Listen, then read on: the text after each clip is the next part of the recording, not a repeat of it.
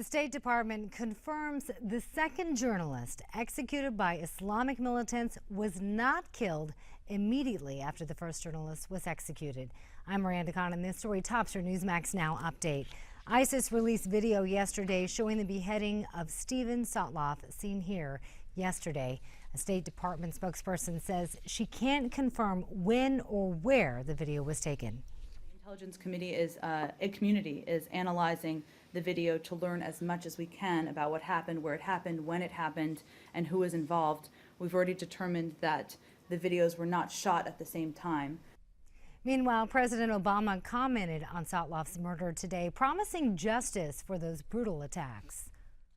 Our objective is clear, and that is to degrade and destroy ISIL so that it's no longer a threat, not just to Iraq, but also to the region and to the United States. Obama adds that U.S.-led airstrikes are blunting the momentum of ISIS. And the president just arrived in Wales for a pivotal NATO meeting. But earlier today, President Obama addressed the current situation in Ukraine. His remarks come as he spoke with leaders from other Baltic nations during his trip to Estonia. So if in such a moment you ever ask again who will come to help, you'll know the answer. The NATO alliance, including the armed forces of the United States of America right here, present now.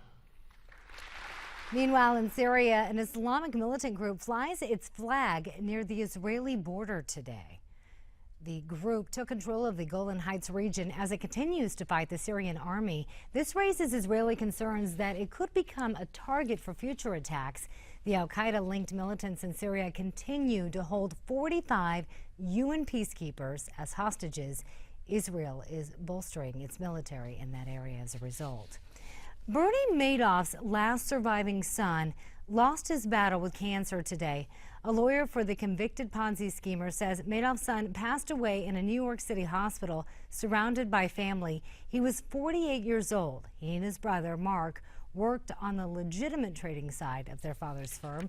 Mark Madoff committed suicide in 2010.